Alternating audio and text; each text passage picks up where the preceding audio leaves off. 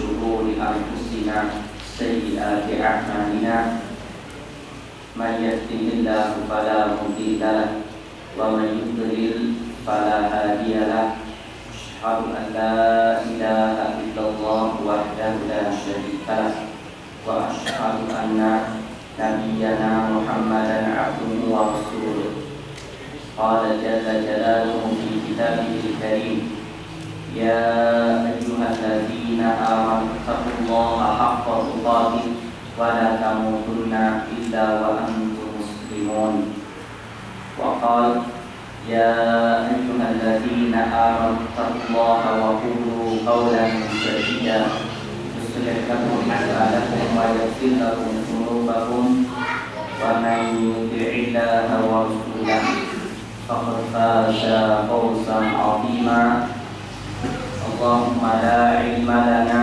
إلا ما علمتنا إنك أنت العليم الحكيم اللهم إنك عفو تحب العفو فاعف عنا اللهم إنك عفو تحب العفو فاعف عنا اللهم إنك عفو كريم تحب العفو فاعف عنا يا كريم Ikhwani wa akhwati fiddin yang dimuliakan oleh Allah Ta'ala. Alhamdulillah, puji serta syukur kita panjatkan kepada Allah Subhanahu wa Ta'ala yang telah memberikan kepada kita begitu banyak limpahan karunia nikmatnya. Alhamdulillah, pada kesempatan sore kali ini sedikit kita akan mengulas tentang menggapai keridhaan Allah Ta'ala dengan akhlak yang mulia di bulan Ramadan atau di bulan puasa ini. Seperti yang telah kita ketahui bahwasanya tujuan kita hidup di dunia ini adalah untuk beribadah kepada Allah Subhanahu wa Ta'ala dan dalam rangka mencari bentuk keridhaan Allah Ta'ala. Dan bentuk keridhaan Allah Ta'ala itu hanya kita bisa dapatkan dengan akhlak yang mulia. Ya, terlebih ya, di bulan ya, Ramadan ini hendaknya kita lebih menghiasi amalan-amalan kita dengan akhlak yang mulia. Akhlak, kata para ulama, bagaimana dijelaskan oleh Syekh Muhammad ibn Shalih Al-Utsaimin dalam kitabnya Kitabul Ilmi. Kata beliau, yang namanya akhlak atau khuluq itu adalah suratul insani batinati allati tubi'al insanu 'alaiha. Yang namanya khuluq itu adalah gambaran dalam seseorang yang seseorang itu ditabiatkan oleh Allah Ta'ala dengan tabiat itu. Karena manusia itu, kata beliau, suratan, memiliki dua bentuk ya, suratan, memiliki dua bentuk manusia itu. Bentuk yang pertama adalah suratun shahiratun ya, bentuk yang nampak dari anggota tubuhnya ya, manusia itu ada yang tinggi, ada yang pendek, ada yang sedang, ada yang tampan, ada yang tidak tampan, ada yang sedang. Ini yang zahirah, yang nampak. Adapun yang kedua adalah suratun batinatun ya, gambaran yang batinah, yang tidak nampak. Ini tabiat yang dijelaskan oleh beliau, yang Allah berikan tabiat itu kepada masing-masing hambanya dengan perbedaan tabiat dan karakter, atau yang kita sebut dengan istilah apa? Watak ya. Sehingga kata beliau, kalau ternyata kita dapati tabiat kita ya, tabiat bawaan karakter kita yang Allah berikan itu baik, alhamdulillah, terus jaga dan perbaiki. Kalau ternyata kita dapati akhlak tabiat kita itu ternyata tidak baik, gampang marah, ya, kemudian apa? Emosian, maka segera terus kita perbaiki dengan akhlak-akhlak yang dicontohkan oleh Nabi kita Muhammad Sallallahu Alaihi Wasallam. Ini sebagaimana dijelaskan oleh Syekh Muhammad bin Shalih Al-Utsaimin rahimahullah. Beliau berdasarkan dengan hadis yang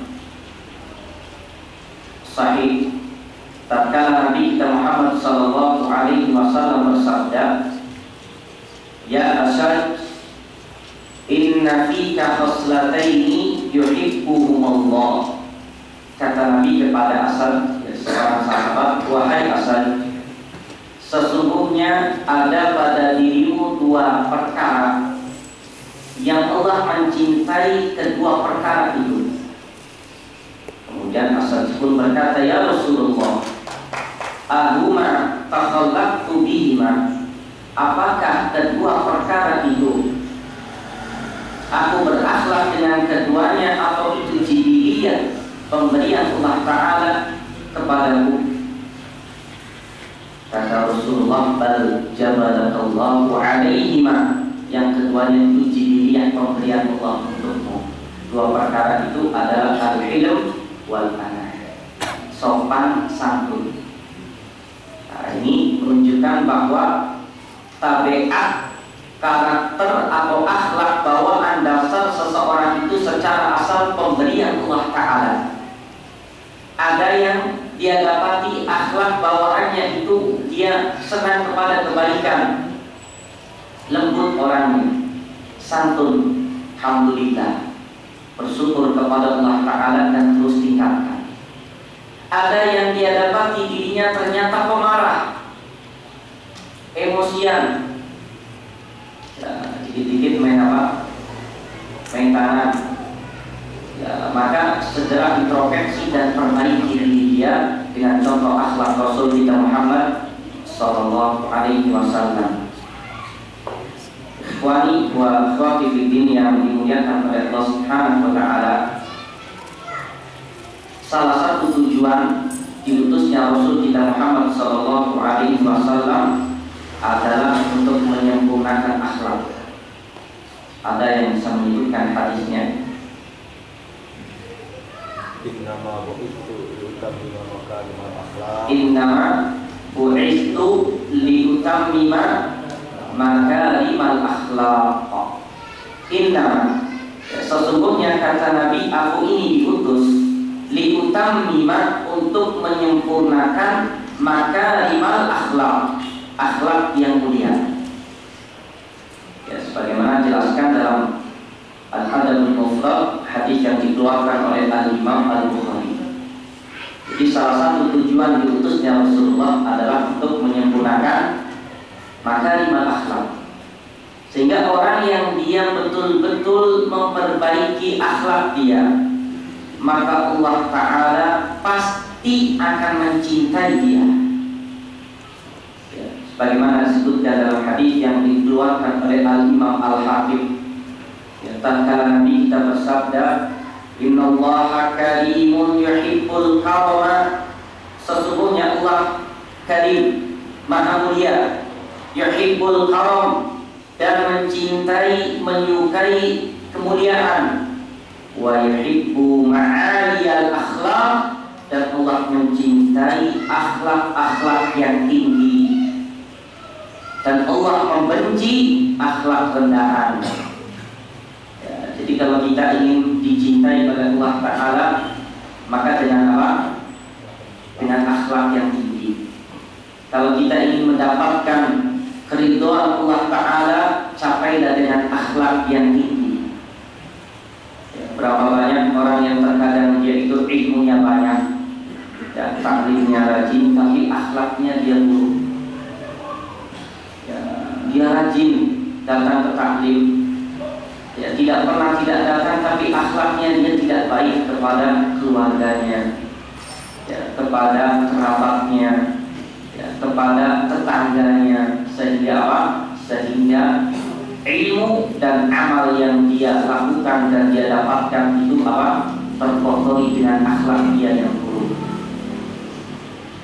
Ikhwani wa akhwati fiddin yang dimuliakan oleh Allah Ta'ala, orang yang senantiasa memperbaiki akhlaknya dan membaguskan akhlaknya, di samping dia akan mendapatkan cinta dari Allah Ta'ala, dia pun akan dijamin oleh Nabi, dia akan mendapatkan rumah fi a'lal jannah, di surga yang paling tinggi.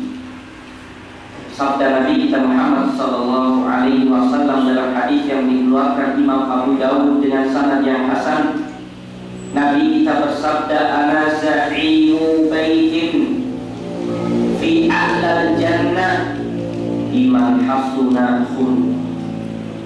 Kata Nabi, aku menjamin sebuah rumah fi a'lal jannah, di surga yang paling tinggi.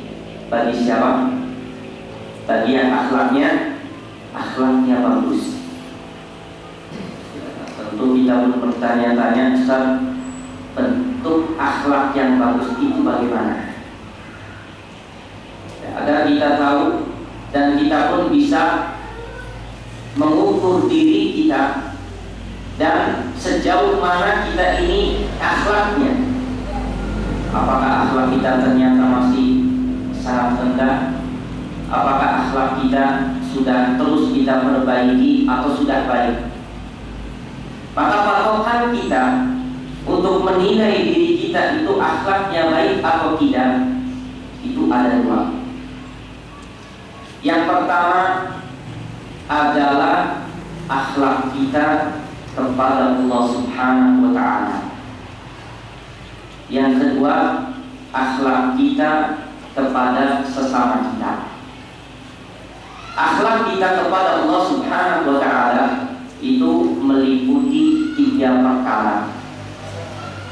Perkara yang pertama adalah dengan membenarkan setiap berita yang Allah beritakan di dalam Al-Quran atau yang dikhabarkan oleh Rasulullah dalam hadisnya tanpa kita ragu. Kalau Allah Subhanahu wa Ta'ala menjelaskan tentang kejadian-kejadian dulu, ya, atau kejadian-kejadian kiamat nanti di dalam Al-Quran, kita musaddiq, kita benarkan tanpa kita meragukan. Atau tatkala Rasulullah menjelaskan tentang kejadian hari kebangkitan, tatkala menjelaskan tentang hal-hal yang gaib yang tidak boleh kita berbicara kecuali dengan berita dari wahyu, maka kita membenarkannya tanpa kita meragukan. Contoh, ya, tatkala Rasulullah sallallahu alaihi wasallam bersabda, "Idza waqa'a al-dhubabu fi syarabi ahadikum falyalbishu qabla an yanzi'ahu." Kata Nabi, apabila ada seekor lalat hinggap di salah satu minuman kalian, maka diapakan? Dicelupkan dulu. Sebelum dikeluarkan, dicelupkan, kemudian baru dibuang. Kenapa? Fa'inna fi ihda janahaihi da'un. Karena di salah satu sayapnya ada penyakit dan di sayap yang lainnya ada obatnya. Ini kalau ya kita berpikir dengan logika atau akal, apa masa yang lalat tempatnya di tempat kotoran, masuk di minuman kita teh. Ini lagi puasa, tadi nunggu tehnya sudah, atau ya minuman yang lain lagi kita nunggu untuk kita minum, lalat masuk. Tapi orang yang akhlaknya baik kepada Allah Ta'ala, dia tidak ragu dengan sabda Rasulullah Sallallahu Alaihi Wasallam. Musaddiq, saya benarkan karena ini wahyu yang Rasulullah sabdakan. Ini yang pertama. Kemudian yang kedua, menjalankan perintah dan hukum-hukum Allah Ta'ala dengan tanpa paksaan. Artinya hukum-hukum Allah Ta'ala dia kerjakan semampu dia dalam hal perintah. Contoh, sholat 5 waktu itu berat tidak? Berat tidak? Berat tidak? Kalau dikerjakannya berjamaah di masjid berat tidak? Berat. Tapi bagi orang yang akhlaknya baik kepada Allah Ta'ala, dia tidak merasa berat. Dia kerjakan dengan apa? Dengan mengharapkan pahala dari Allah Subhanahu wa Ta'ala. Atau puasa, ini hukum Allah Ta'ala, hukumnya wajib. Bagi orang yang mukmin, yang akhlaknya baik kepada Allah Ta'ala, dia kerjakan. Karena kita ini terkadang salah dalam menilai orang baik atau tidak. Pak, itu orangnya baik Pak, dia suka bantu orang, ya, suka ngasih saya uang. Tapi kalau ditanya, Pak, dia sholat gak Pak? Enggak. Berarti baik tidak? Tidak baik dalam Islam. Karena dibilang baik dan dibilang akhlaknya baik itu adalah yang pertama hubungannya dengan Allah Ta'ala, terutama dalam perkara yang kedua tadi, menjalankan hukum-hukum Allah Ta'ala dengan dia laksanakan. Ini yang kedua. Kemudian yang ketiga, dia menerima takdir-takdir Allah Ta'ala dengan sabar dan ridho tanpa mengeluh. Karena manusia dalam hidupnya itu pasti apa? Pasti mendapatkan cobaan, mendapatkan musibah. Maka orang yang beriman itu selalu sabar dan ridho dalam menerima takdir dan ketentuan dari Allah Ta'ala. Sehingga dijelaskan dalam kitab Jami'ul Ulum wal Hikam dan kitab Madarijus Salikin bahwa yang namanya sabar itu wajib dan ridho itu adalah sunnah. Karena sabar berkaitan dengan mengerjakan perintah dan menjauhi larangan, sedangkan ridho itu dengan apa? Dengan ketentuan yang Allah berikan untuk dia. Ini 3 perkara yang mencakup hubungan kita dengan Allah Ta'ala dan akhlak kita kepada Allah Ta'ala. Kemudian yang kedua, hubungan dan akhlak kita dengan sesama manusia. Ini meliputi 3 perkara. Perkara yang pertama adalah menahan diri dari mengganggu orang lain, baik dalam bentuk mengambil hartanya atau melukai dia atau merusak kehormatannya. Karena ingat, al-muslim, muslim dengan muslim yang lain itu haram apanya?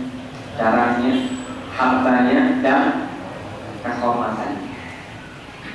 Kalau kita ingin memperbaiki akhlak kita dengan sesama kita, tahan diri kita dari mengganggu orang lain.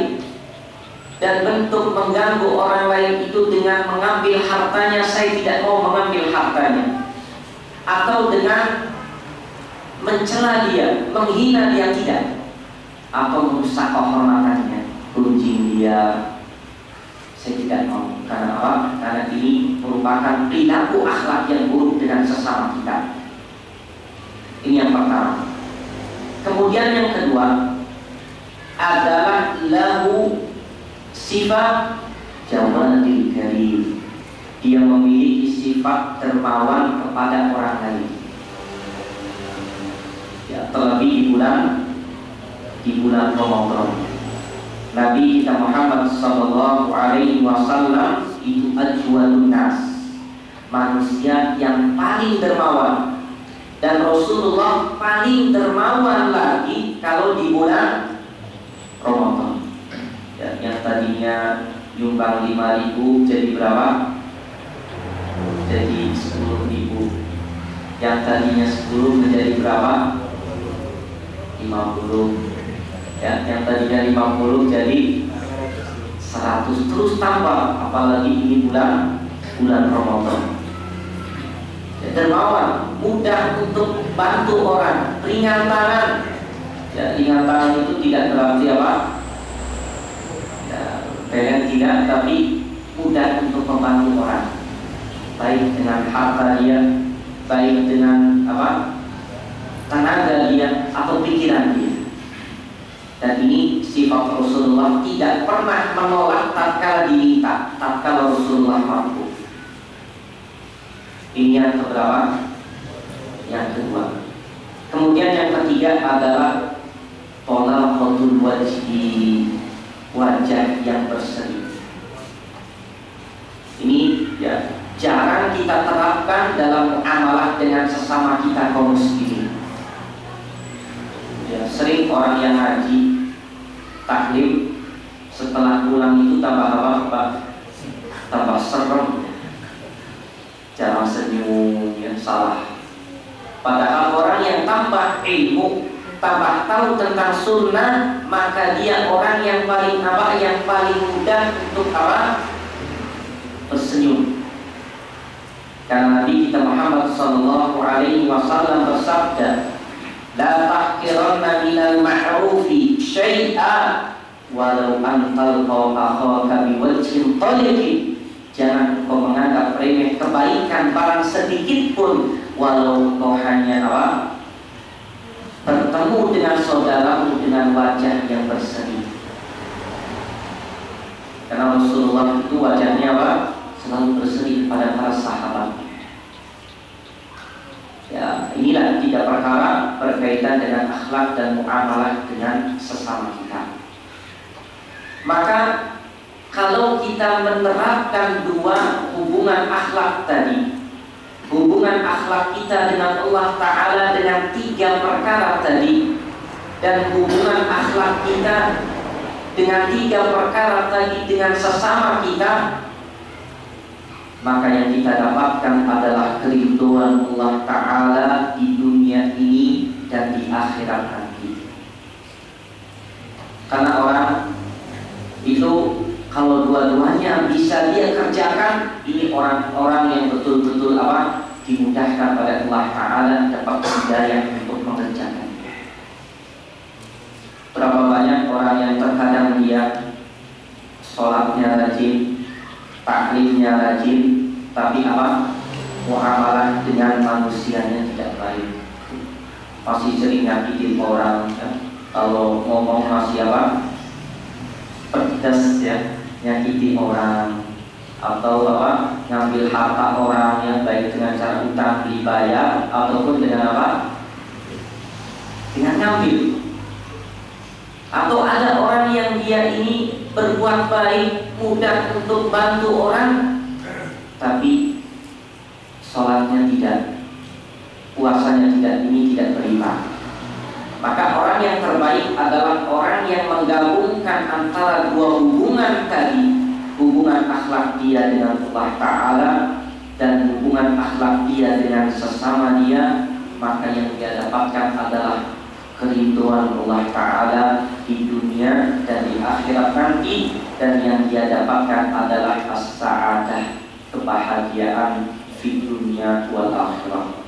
Dan itulah yang tentunya kita inginkan, dan semoga ulasan tentang akhlak tadi dan cara dalam mendapatkan keridhaan Allah Ta'ala dengan akhlak tadi bisa menjadi pencerahan untuk kita, agar kita sebagai umat Nabi kita Muhammad sallallahu alaihi wasallam bisa berperiming dengan akhlak yang mulia, dengan akhlak yang tinggi, dengan akhlak yang agung.